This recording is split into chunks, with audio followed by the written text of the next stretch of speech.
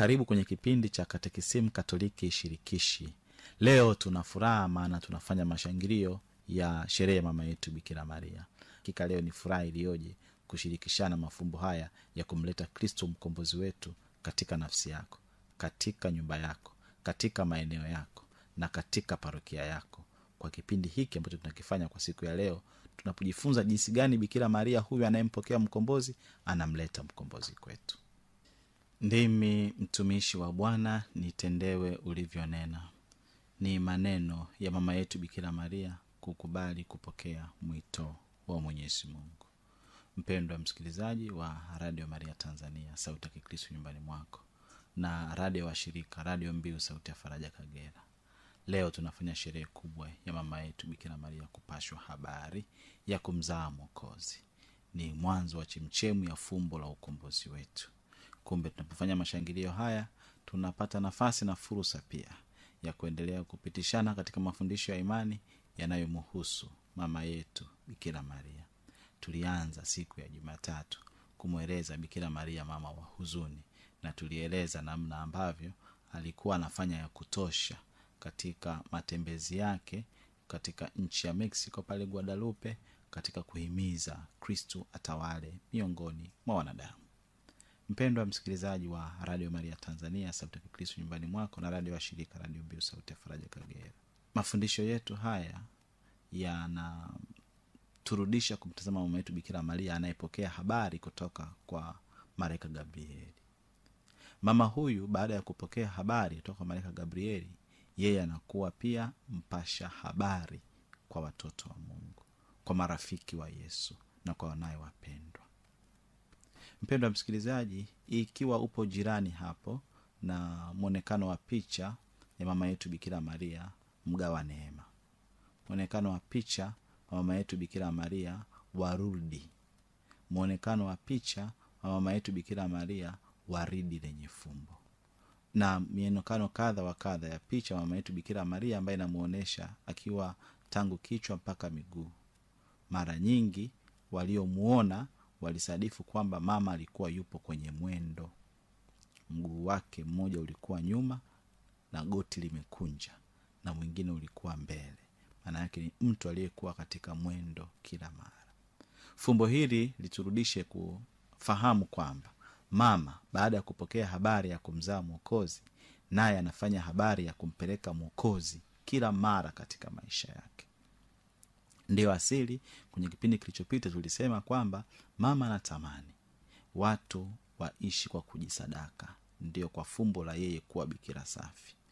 Watu waishi maisha ya kutii amri za Mwenyezi Mungu kwa fumbo la yeye kujitangaza kuwa mtakatifu. Lakini pia yeye ni mama wa ukweli ambaye kupitia kwake kila chenye uhai kinaishi. Bwana aliye karibu nasi, Bwana wa mbingu na nchi, ndiye mama yake yeye Bikira Maria. Na mwisho akahitimisha kwa kusema, natamani kanisa lijengwe mahali hapa kwa ajili yangu. Tukasema tena, alisema ili amfunue, ili amtukuze na ili amdhihirishe Kristo kwa watu wake. Mpendwa msikilizaji, mama yetu Bikira Maria aliyepashwa habari, na yeye ni mpashanaji wa kwanza wa habari njema ya kumpeleka Bwana wa habari njema kwa watu wote. Anasema wazi katika matokeo ya Guadalupe kwamba Kristo akiwa mahali hapa, kanisa likijengwa mahali hapa, mimi nitapata fursa ya kumpeleka kwa watu. Kwanza kwa njia ya upendo wake binafsi. Yaani anasema kwa pendo langu binafsi nitapata fursa ya kumpeleka Kristo kwa watu.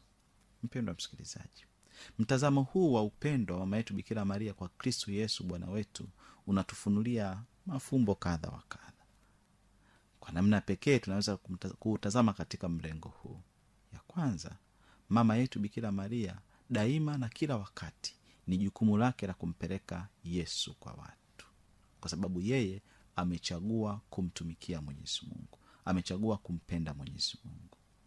Mama yetu Bikira Maria kwanza alianza kuchaguliwa na Mwenyezi Mungu kuwa mama wa Yesu, mwana wa Mungu, na chombo cha kumpatia Mwenyezi Mungu mwili, yani awe mama wa Kristo Bwana wetu ambaye anakuja kuwa mkombozi. Mpendwa msikilizaji, Katika maana hii mama yetu Bikira Maria ingawaje alichaguliwa, lakini yeye basi anapopata ufahamu wake anaamua kumchagua Mungu, na hivyo anadhihirisha pendo lake binafsi kwa huyu Mungu, na katika mantiki hiyo anamleta Mungu kwetu. Kwa hivyo mama yeye ni wa kwanza kupenda na wa kwanza kumjua huyu Kristo Bwana wetu. Alikuwa wa kwanza kuhisi mapigo ya moyo wa Yesu ndani mwake. Alikuwa wa kwanza kukisikia kilio cha mtoto Yesu alipomzaa. Alikuwa wa kwanza kumtazama mtoto Yesu mchanga. Alikuwa wa kwanza kuona uzuri wa pekee wa mtoto Yesu. Katika maana hii mama alifunua pendo tukuka kwake, naye akipokea hilo pendo pendevu la Mungu katika maisha yake.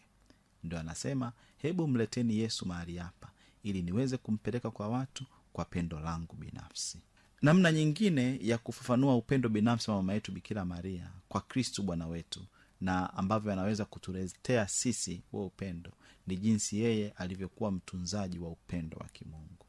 Mama alimtunza Yesu kwa upendo mkubwa, akamjali na kumtimizia mahitaji yake yote ya kawaida kama kichanga kilicholelewa naye. Yaani mithili mama yoyote alivyomjali mtoto wake, ndivyo mama yetu Bikira Maria pia alitenda hivyo, baada ya kupokea, kuridhia na kushika ridhaa ya kuombwa kuwa mama wa mkombozi, naye kusema, mimi ndimi mtumishi wa Bwana, na iwe kwangu kama Mungu atakavyo. Mpendwa msikilizaji, tunapotafakari pendo binafsi la mama yetu Bikira Maria, tunapotafakari pendo binafsi la mama yetu Bikira Maria kwa Kristo Yesu Bwana wetu, tunaona jinsi ambavyo fumbo la kuifuata dhamiri ya Kristo Bwana wetu linavyodhihirika kwake. Mama alifuatilia kiaminifu namna ambavyo alipaswa kumhudumia Kristo.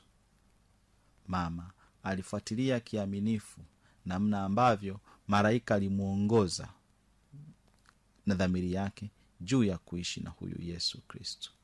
Angalia ambavyo aliwapokea wachungaji mtoto akiwa mchanga kabisa. Angalia ambavyo aliwapokea mamajusi mtoto akiwa mchanga kabisa. Angalia ambavyo alikimbilia Misri mtoto akiwa mchanga kabisa.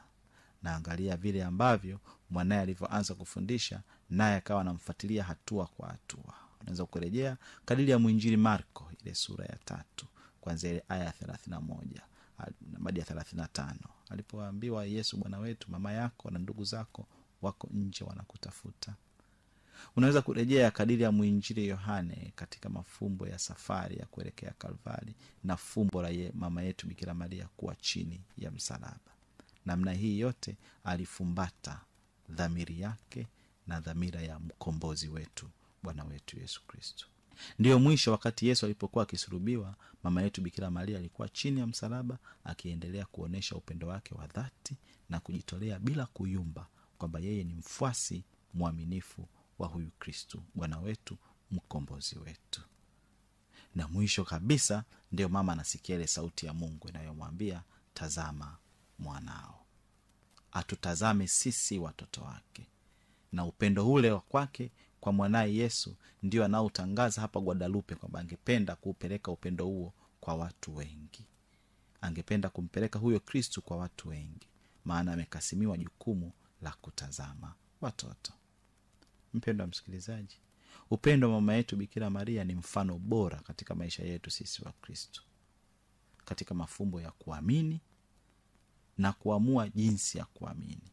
Yaani tunaamini kwa Mungu, lakini namna gani ya kuishi imani yetu ndio tujifunze kwa mama ambaye kwa pendo lake binafsi anamleta Yesu kwetu, nasi kwa upendo wetu kwake Bwana wetu Yesu Kristo tuwe na uthubutu wa kumpeleka Yesu kwa wengine. Namna ambavyo mama alikuwa mtii kwa mapenzi ya Mungu kwenye visa hivyo kadha wa kadha ambavyo nimevieleza, tangu kumpokea Mungu ndani mwake hata kumleta Mungu kwetu. Namna ambavyo mama amekuwa na ule upendo wa kimama, upendo wa Bikira Maria kwa wanadamu wote, ni chanzo cha faraja na mwongozo kwa waumini, akiwakumbusha umuhimu wa kumwazia Mungu, kumpenda Mungu, kujinyenyekeza mbele ya Mwenyezi Mungu na kumwongokea Mungu. Ndio pia iwe fundisho na fumbo kwetu sisi jinsi ya kuishi imani yetu.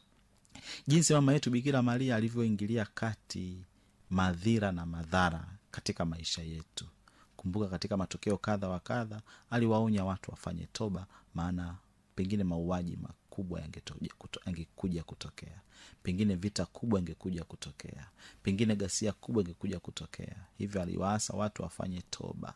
Aliingilia kati visa kadha wa kadha vya dhuluma vya wanadamu, akiwa msuluhishi na mpatanishi. Mimi na wewe tunapaswa kumuiga mama. Tunapoona hatari ya mahusiano, hatari ya maelewano baina ya ndugu zetu, baina ya jamaa zetu, Mungu atujalie uthubutu wa kumuiga mama huyu aliyepokea habari njema na anayepeleka habari njema kwa kuepusha shari. Maana hivi ndivyo tutakavyotambulika kama watoto kweli wa mama huyu ambaye tunamtazama, mama wa huzuni. Kumbuka maandiko matakatifu kadiri ya mwinjili Mathayo ile sura ya 5 anaposema, heri wapatanishi, maana hao wataitwa wana wa Mungu. Kumbe ili kumjua kweli Kristo na tuwe wapatanishi wa kweli, hatuna budi kumkimbilia mama yetu Bikira Maria, njia ambayo inatufungulia milango ya kumfahamu Kristo, ya kuwa karibu na Yesu, akitutolea mfano wa imani na upendo kwa Kristo Bwana wetu, nasi tutajazwa hiyo imani kwa Kristo na upendo kwa Kristo Bwana wetu.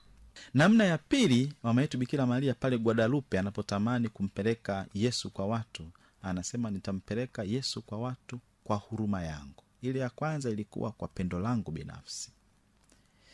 Baba Mtakatifu Francisco kwenye sherehe ya Bikira Maria mama wa Mungu ya mwaka huu alifundisha vema kabisa namna hii ya kumtazama mama yetu Bikira Maria kama mama wa huruma.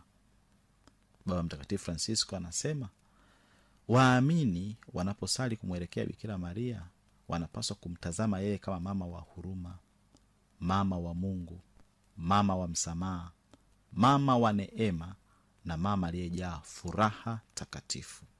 Anasema huu ndio muktasari wa kumweleza Bikira Maria mbele ya watu. Anasema waamini wote wanapaswa kumkimbilia kwa ajili ya maombezi yake na kupata faraja, maana kwa maombezi na faraja ya mama yetu Bikira Maria tunafunguliwa mlango wa huruma ya Mwenyezi Mungu. Bikira Maria zaidi ya yote ni mama wa huruma, kwa sababu kupitia kwake ndiyo hilo lango la neema ya Mungu, lango la huruma linafunguliwa kwetu sisi wanadamu. Kumbe kila muamini anayethubutu kupitia mlango huu wa mama yetu Bikira Maria anapaswa kujazwa upendo, anapaswa kujazwa huruma, anapaswa kujazwa matumaini, na anapaswa kutokuwa na wasiwasi wala mashaka yoyote, maana vazi pendevu la mama yetu Bikira Maria litamfunika na kumuongoza katika njia inayostahiki. Bikira Maria ni mama wa Mungu anayesamehe. Bikira Maria ni mama wa Mungu anayetoa msamaha kutokana na sifa zake tukuka ambazo tunaziimba katika litania. Tafakari kwa kina sifa za Bikira Maria mpendevu katika litania, utafumbuliwa na kuona namna hii bora yeye kuwa mama wa huruma anayemleta huyo Bwana wa huruma kwetu. Bikira Maria tunamuita mama wa huruma, mama wa neno la Mungu, mama wa neema ya Mungu, mama wa kanisa, mama wa mafumbo kadha wa kadha ya kumfunua Mungu kwetu. Kumbe tukipita kwake yeye mama yetu Bikira Maria tunaonja hasa hiyo nguvu ya huruma. Ndio maana pale Guadalupe anasema nitampeleka Kristo Yesu kwa watu kwa huruma yangu. Neno huruma linapata chimbuko lake na ni tunda la imani ya Kikristo na chemchemu ya fadhila. Ndio neno huruma linakuja hapa. Kwa muamini asiyefahamu kusamehe, kwa muamini asiyekubali kupokea msamaha, yeye atakuwa bado hajafahamu hasa utimilifu wa pendo la mama kwake na utimilifu la pendo la mama kwa watoto wake. Kumbe mama huyu anakuwa ni mwalimu wetu sisi pia kuwa na huruma kwa wenzetu, kuwasamehe wenzetu, kuwaachilia wenzetu. Leo tunapofanya mashangilio haya ya yeye kupokea ujumbe mahususi wa ukombozi wetu kutoka kwa Mwenyezi Mungu. Mpendwa msikilizaji wa Radio Maria Tanzania, sauti ya Kikristo nyumbani mwako, na radio wa shirika Radio Mbiu sauti ya Faraja Kagera, mama yetu Bikira Maria anatufundisha kwamba kila mmoja anayesema kwamba anampenda kwa dhati Mungu Mwenyezi, anayempenda kwa dhati yeye mama yetu Bikira Maria, hakika hatoacha kuona thamani ya fumbo la msalaba, hatoacha kuona ubaya pia uliotokana na mwanadamu katika fumbo la msalaba. na hapa atafundishwa hasa kinaga ubaga maana ya fumbo la huruma ya Mwenyezi Mungu. Atakaposikia maneno ya msamaha kutoka kwa Yesu na agizo la kutunzana kutoka kwa Yesu. Baba, wasamehe hawa maana hawajui watendalo, na mama, tazama mwanao, tazama mama yako. Mpendwa msikilizaji, tangu baada ya fumbo la msalaba, mama yetu Bikira Maria amekuwa hasa ni kielelezo tosha cha kufundisha msamaha. Yeye aliyebahatika kupokea neema nyingi kutoka kwa mwanae, aliyejazwa neema nyingi kutoka kwa Mungu Utatu Mtakatifu, anatupatia pia mimi na wewe fursa hiyo ya kupokea neema nyingi, maana alijazwa hivyo kwa namna ya pekee akiwa pale msalabani, kwa kupuliziwa ile pumzi ya nguvu ya Mungu mwanae alipozimia roho. Nguvu ya msamaha ni nyundo inayobomoa masikitiko ndani mwetu. Nguvu ya msamaha ni nyundo inayobomoa machungu ya moyoni mwetu. Nguzo ya msamaha ni nyundo inayovunja mbali kabisa visa na visanga vya kulipiza kisasi. Ndivyo anavyotufundisha Baba Mtakatifu Francisco anapomtafakari mama yetu huyu Bikira Maria. Anasema kumbe kwa namna nyingine msamaha ni mlango wa furaha. Msamaha ni mlango wa utulivu. Msamaha ni chemchemu ya maisha mapya. Msamaha ni ufifisho wa mawazo ya kifo. Kumbe machungu ya moyoni na tabia ya kulipa kisasi yanaongeza masikitiko ndani mwetu. Kila mara sisi tukijinyima msamaha na tukiwanyima wengine kutoa msamaha, tunajitengenezea nafasi tete zaidi katika maisha yetu. Tunapomwangalia mama yetu Bikira Maria, anatufundisha namna hii. Yeye ambaye kwa unyenyekevu mkubwa alimpokea mwanae pale msalabani, na yeye ambaye kwa uthubutu na unyenyekevu mkubwa anatujia sisi kila mara kutuambia acheni, acheni, acheni, tubuni na mbadilike, jongeeni kwa Kristo awapatie neema na rehema. Kumbe mama yetu Bikira Maria anaposema hiyo zaidi ya miaka 500 iliyopita, anatamani kumleta Mungu kwa watu wote kwa njia ya huruma yake. Kwa hakika anasadifu mafundisho haya tunayofundishana na kupitishana leo hii. Dhima ya mama, shauku ya mama, tarajio la mama ni kutuona sisi sote hatimaye tuweze kugundua uzuri wa kukutana na Yesu Kristo. Tuweze kufungua wazi milango ili Kristo aingie ndani mwetu, atujaze furaha, msamaha na matumaini. Tuweze kuwafungulia wengine milango waone mafumbo hayo yaliyojazwa ndani mwetu pia, na pia waweze kumsogelea huyo Kristo, wajazwe mafumbo hayo hayo ya furaha, msamaha na matumaini. Mpendwa msikilizaji, namna ya tatu, namna ya kwanza alisema anapenda kumleta Yesu kwetu kwa pendo lake binafsi. Namna ya pili anatamani kumleta Yesu kwetu kwa huruma yake. Na namna ya tatu anatamani kumleta Yesu kwetu kwa msaada wake. Mama yetu Bikira Maria tunamuimba kama msaada wa Wakristo. Kila mara inapotokea sintofahamu dhidi ya Ukristo, mama ameingilia kati. Tunajifunza katika vita ile ya Lepanto, kanisa lilipokuwa linashindwa, Wakristo walipokuwa wanashindwa, walipomkimbilia mama kwa sala ya Rozari, mama aliwasaidia. Tunajifunza katika vita ile ya Napoleoni, katika mapinduzi Baba Mtakatifu, kanisa liliposhindwa, lilipoonekana kabisa kuanguka, watu walipojinyenyekeza kwa mama yetu Bikira Maria, mama aliwasaidia. Tunajifunza katika namna ya matokeo mbalimbali na mafumbo kadha wa kadha ya Bikira Maria alipokuwa msaada kwa watu ili kuwavusha katika mashaka na mahangaiko kadha wa kadha. Kumbe katika namna hizi zote mama anatenda kwa kumleta mwanae katikati yetu. Tafakari ya mtindo huu iturudishe kwa nguli wa utunzi wa nyimbo za Bikira Maria miongoni mwetu sisi wa Tanzania, mzee wetu Paskali Mwarabu alipotutungia ule utenzi wa umsihi mwanao Yesu Maria asamehe maovu yetu, asamehe dhambi zetu, anaposema na magonjwa niponywe kwa jina la mwanao Yesu. Mama, nionewe huruma kwa msaada wa nguvu tendaji ya Mungu wa Utatu Mtakatifu. Ndiyo namna ya tafakari ya utenzi ule inatupeleka kuelewa nguvu ya msaada mama yetu Bikira Maria katika maisha yetu. Mpendwa msikilizaji wa Radio Maria Tanzania, sauti ya Kikristo nyumbani mwako, na radio wa shirika Radio Mbiu sauti ya Faraja Kagera. Namna ya 4 na ya mwisho katika orodha ambazo Bikira Maria alizitaja pale Guadalupe za kumleta Yesu kwetu ni yeye kuwa mlinzi wa Yesu katika maisha ya wanadamu.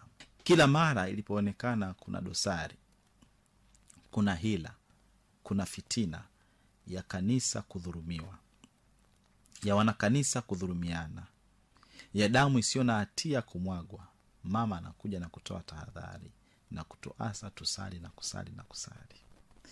Mimi binafsi ushuhuda wangu wanaotoa mara kwa mara, nilipotafakari vita nyingi kubwa zilikuwa zinaibuka aidha kabla ya Jumamosi ya kwanza ya mwezi au baada ya Jumamosi ya kwanza ya mwezi. Kumbe hapo tunaona ulinzi wa mama yetu Bikira Maria kwetu sisi, anapomleta Yesu kwa nguvu ya ulinzi wake kwetu sisi, na Yesu anatulinda roho zetu nyingi zisiweze kuangamia moja kwa moja motoni. Wale watu wanaosali kipekee Jumamosi ya kwanza ya mwezi kuziombea roho zinazohitaji zaidi huruma ya Mungu zisiende toharani, hakika za dhihirika katika namna hii ya vita na machafuko ambayo mengi yanaibuka karibia na Jumamosi ya kwanza ya mwezi. Hakika mama yetu Bikira Maria anamleta Yesu kwetu kama mlinzi wetu, anayetuongoza sisi kuweza kuichota huruma ya Mungu, kuweza kuichota neema ya Mungu, kuweza kupokea msamaha wa Mungu na kutuepusha dhidi ya moto wa milele. Basi mama yetu Bikira Maria katika matokeo haya ya Guadalupe anaendelea kutufunulia mafundisho mazuri kabisa. Mama huyu aliyepashwa habari na anatuletea habari hiyo njema.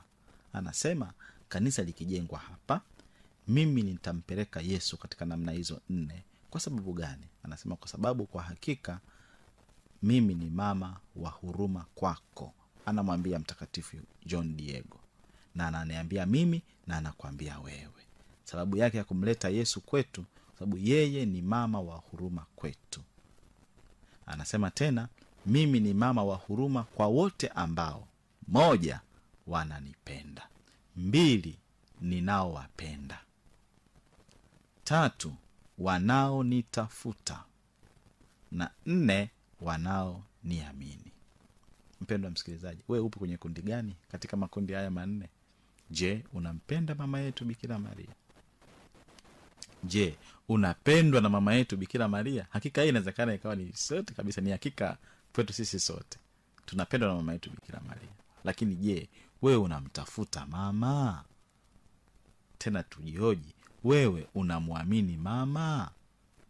Ukipita katika njia hizo, hakika utamuona yeye kama mama wa huruma, na utaelewa kwa nini kanisa linashangilia leo kwa Bikira Maria kupashwa habari.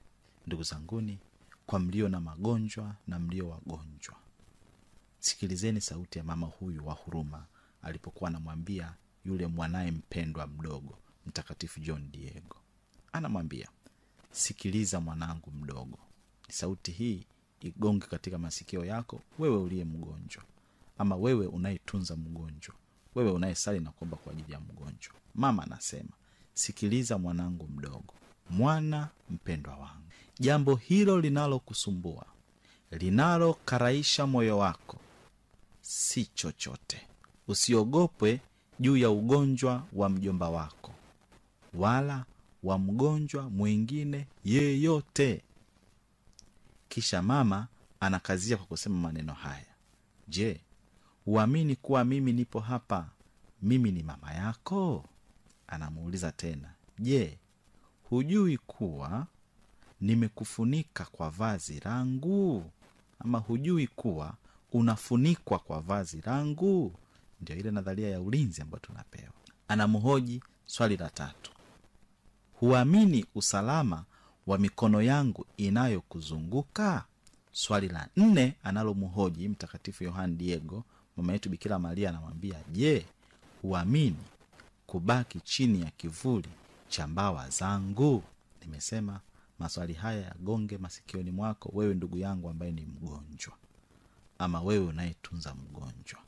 Mama na hoji, je, huamini kama yeye yuko hapo pamoja nawe?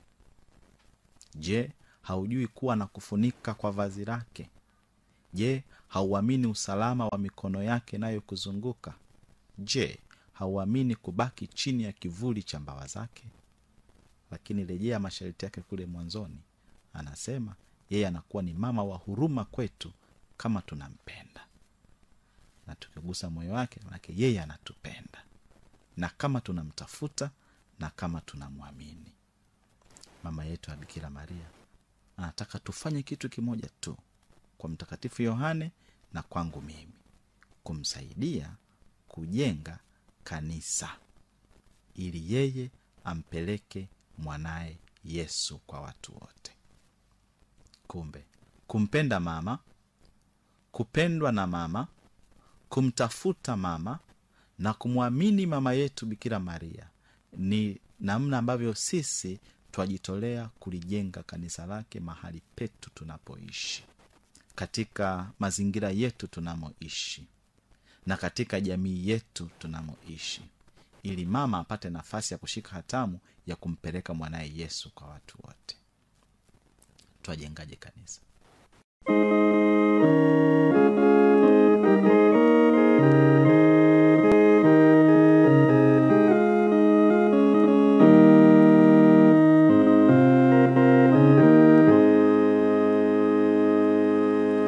Malaika Gabrieli alitumwa na Mungu kwenda mpaka mji wa Galilaya, jina lake Nazareti,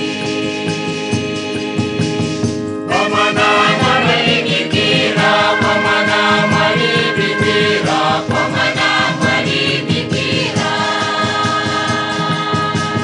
aliyekuwa ameposwa na Yusufu wa ukoo wa Daudi. Jina lake Bikira huyo alikuwa Mariamu.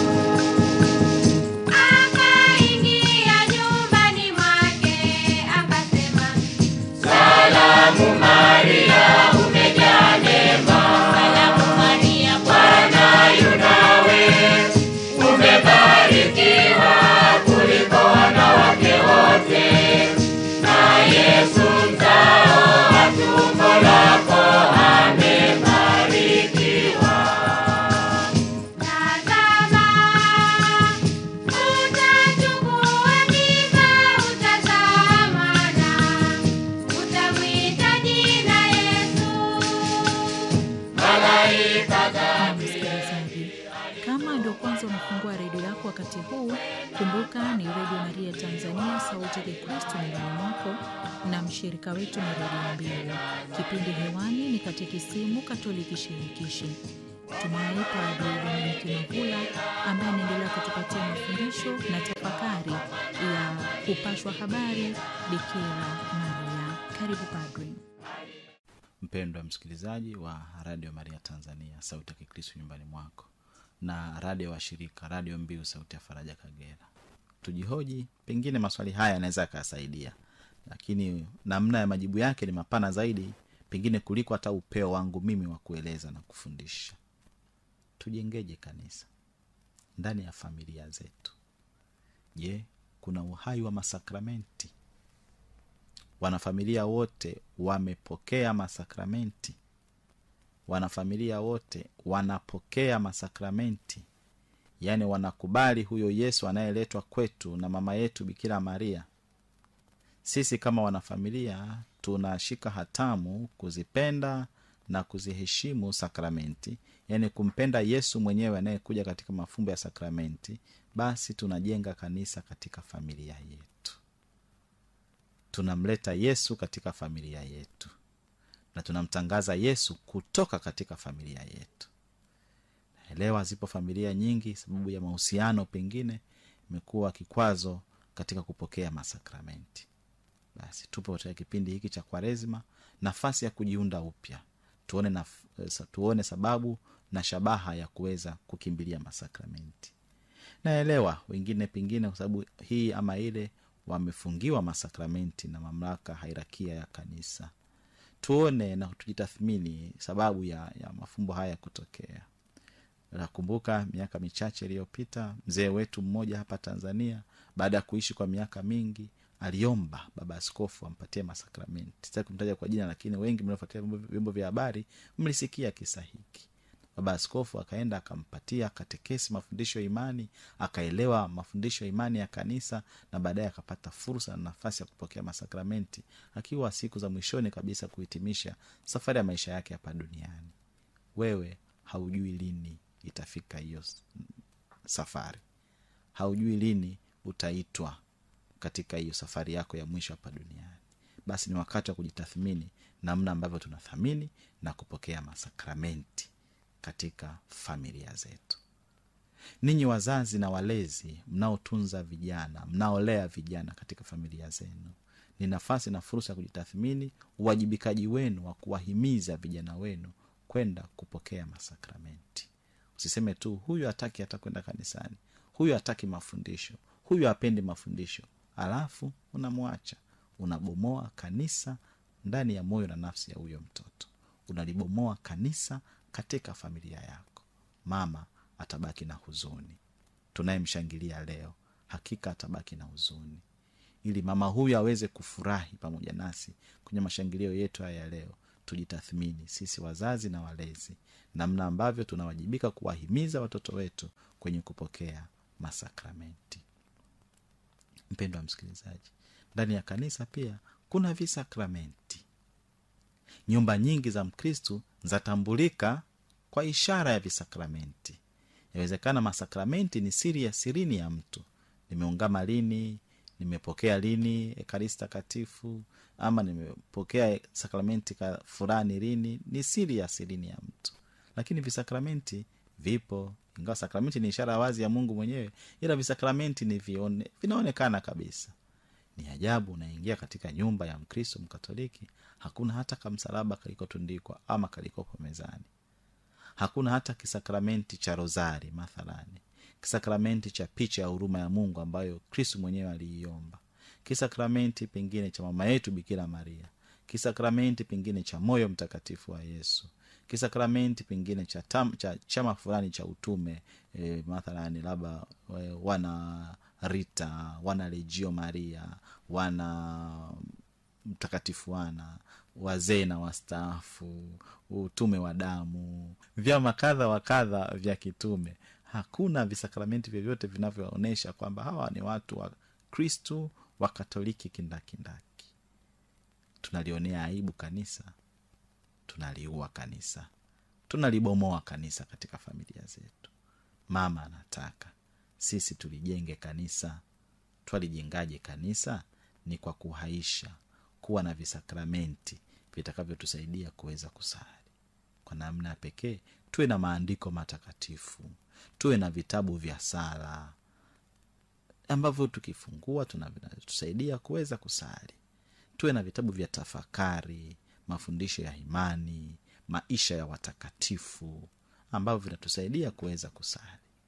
Basi ni namna hiyo ambayo inatufunua kwamba sisi tupo kweli mstari wa mbele kushiriki kulijenga kanisa mahali hapa, ili mama apate nafasi ya kumpeleka mwanae kwa watu wengi. Mpendwa msikilizaji, ndani ya jumuiya zetu ndogo ndogo tulijengaje kanisa?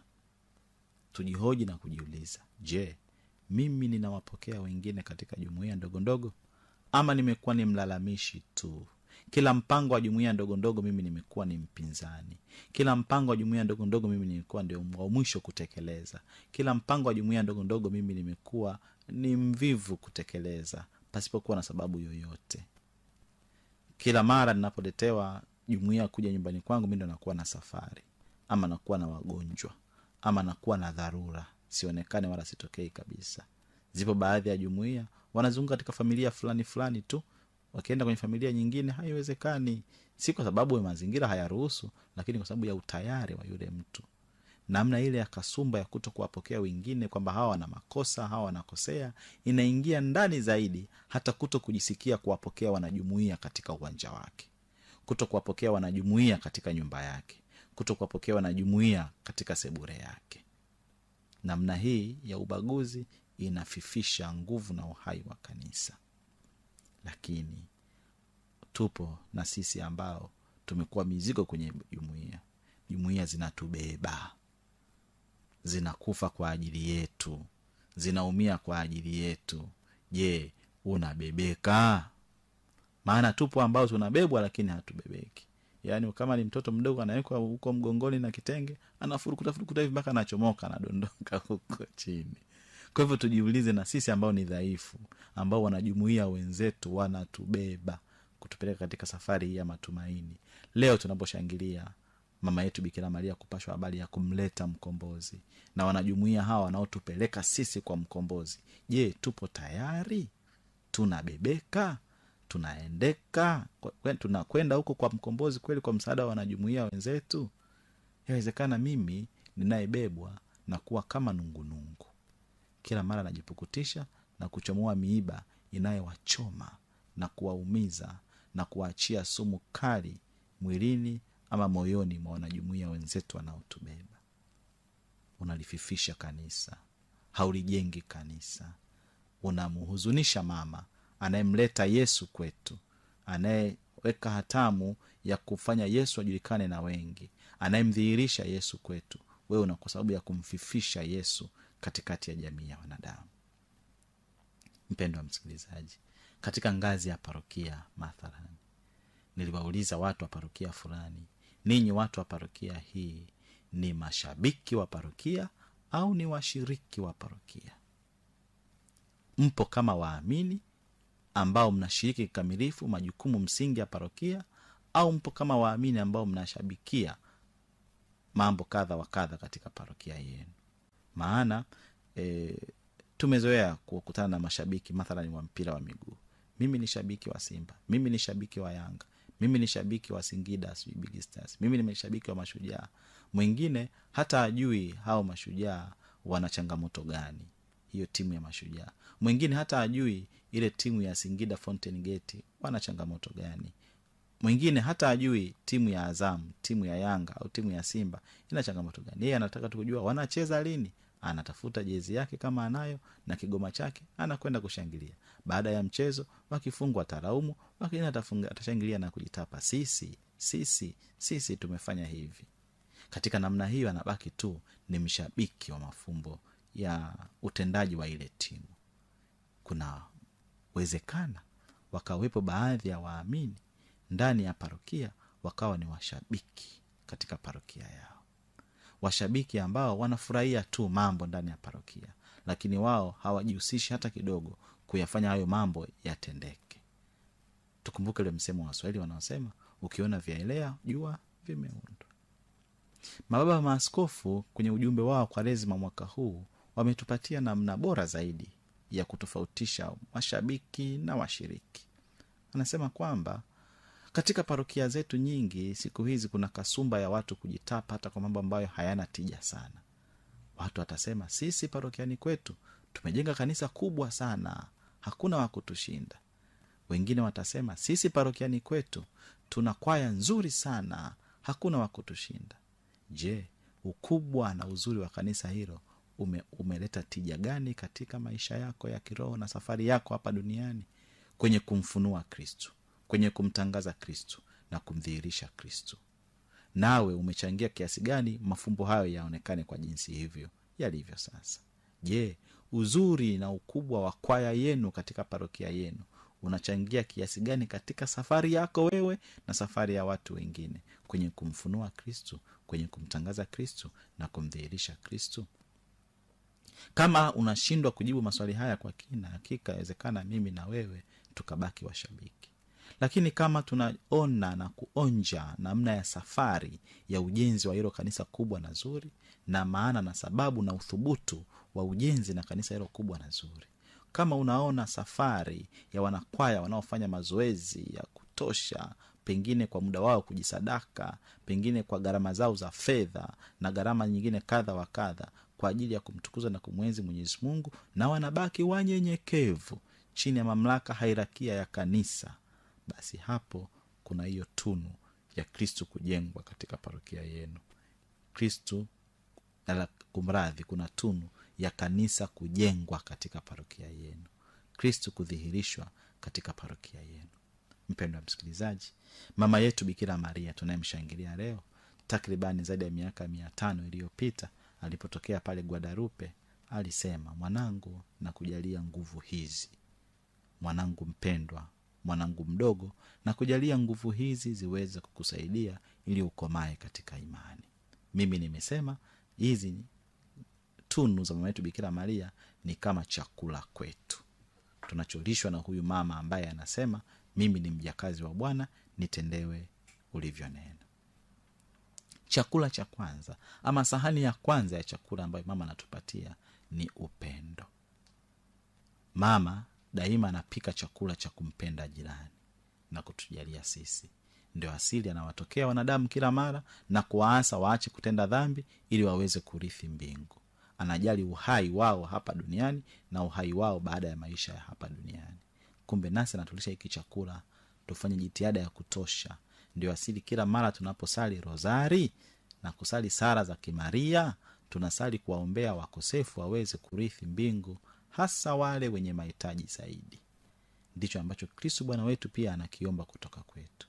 Kumbe katika namna hiyo ya kusali kwa jirani, tunaonesha mapendo kwa huyu Kristo, mapendo kwa Mungu. Kwa hiyo chakula hiki cha mama, sahani hii ya kwanza, yajitosheleza kabisa.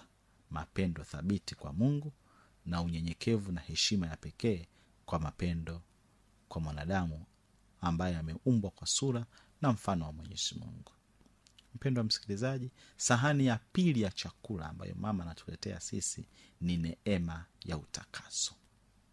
Mama yetu Bikira Maria anapohimiza kanisa lijengwe ili ampeleke Kristo kwa watu kwa huruma yake, ni msisitizo juu ya fumbo la kupokea neema ya utakaso, hasa tuipatayo kupitia kwa masakramenti. Zawadi yake kwetu ya Jumamosi ya kwanza ya mwezi inahimiza kipekee namna hiyo ya kujitakasa ili kupokea neema ya utakaso. Kilio chake anachotoa mama yetu waridi lenye fumbo, kilio chake anachotoa mama yetu mama wa neno wa pale Kibeo, ni kutualika, ni kuwahimiza, ni kutufanya sisi tuendelee kusali na kusali ili kuwasaidia watu wengi wapokee neema ya utakaso. Kumbe hii ni sahani ya pili ya chakula ambacho mama yetu Bikira Maria anatuletea sisi. Mama huyu ambaye anapokea mpango wa Mungu na kutekeleza ipasavyo. Sahani ya tatu anayotuachia mama yetu Bikira Maria ni ngumu kidogo kuila. Ni kushiriki mateso ya Kristo. Mama yetu Bikira Maria mara zote alipowatokea watu aliwahurumia. Aliwaambia, wanangu, mtateseka sana. Na wengi ambao wanampenda mama na kumfuata mama wanaweza wakashuhudia kwamba katika maisha yao pengine wanapitia majaribu kadha wa kadha ya mateso. Kumbe huko ndiko kushiriki mateso ya Kristo, ama kushiriki mateso pamoja na Kristo. Yeye ambaye katika makutano yake kwenye safari ya kuelekea Kalvario, yeye ambaye katika salamu zake za upendo anapomwangalia pale msalabani anashirikishwa mateso hayo, ndiye ambaye anatufanya sisi nasi tushiriki mateso ya Kristo, ama tushiriki mateso pamoja na Kristo. Wapo watu wengi wanaojitolea kufanya utume huu wa mama, ambao wanaumizwa mioyo yao, wanajeruhiwa mioyo yao kwa maneno ya kashfa na maneno pengine ya kutengenezwa na kuundwa vizuri. Unashiriki pamoja na Kristo mateso yake. Wapo watu wengi wanaoshiriki pamoja na mama, kumpenda mama, kupendwa na mama na kushika yote ambayo mama anayataka. Wanapitia pia katika changamoto nyingi za kuugua wao wenyewe. Wanaugua magonjwa ambayo hayaponi kwa urahisi, hayaponi kwa uwepesi. Wapo watu wengi ambao kwa kumpenda mama ama kwa kupendwa na mama wanawauguza wapendwa wao. Namna hizi zote ni kushiriki mateso pamoja na Kristo.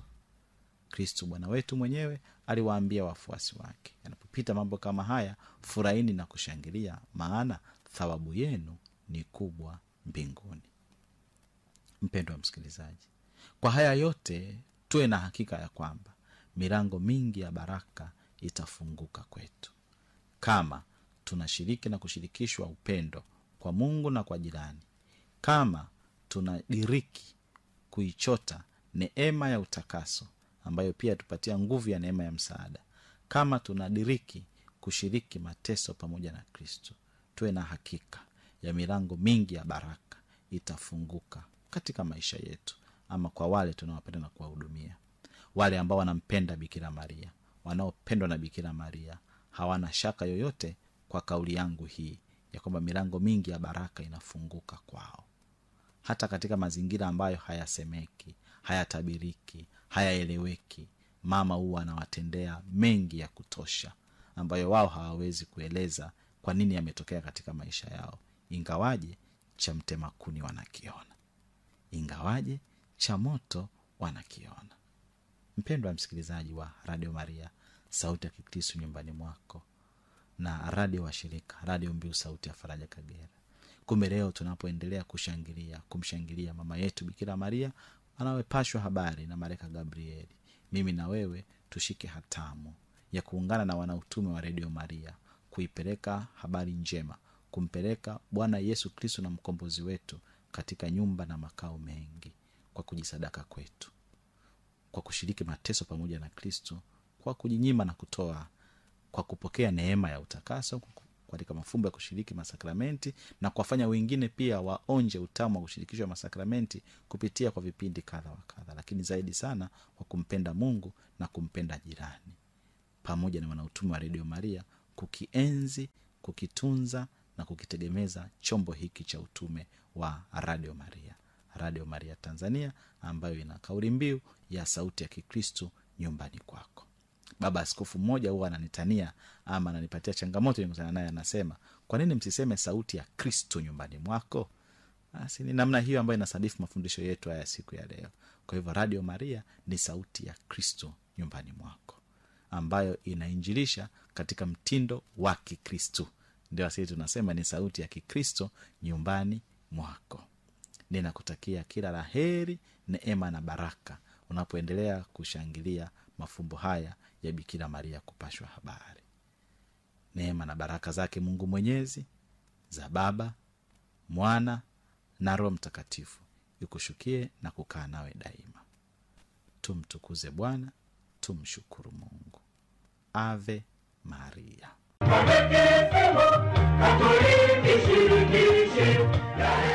Na hadi kufikia hapa basi ndo tunafikia tamati ya kipindi hiki cha Katekisimu Katoliki Shirikishi. Ninakushukuru wewe ambaye tumeambatana pamoja katika kipindi hiki, ambapo leo Padri Dominic Mavula ametupatia mafundisho juu ya kupashwa habari kwa mama yetu Bikira Maria, leo kanisa linaposherehekea sikukuu hii kubwa na sherehe hii kubwa ya kupashwa habari kwake Bikira Maria kwamba atamzaa mwana. Ni tumaini langu kwamba umepata tafakari ya kina na mafundisho ya kina kupitia kipindi cha Katekisimu kwa siku hii ya leo. Usikose kuungana nasi tena katika kipindi kijacho, muda na wakati kama huu. Kukuaga kwa niaba yake Padri Dominic Mavula, mwalimu wetu wa zamu siku hii ya leo, mimi ni Happiness.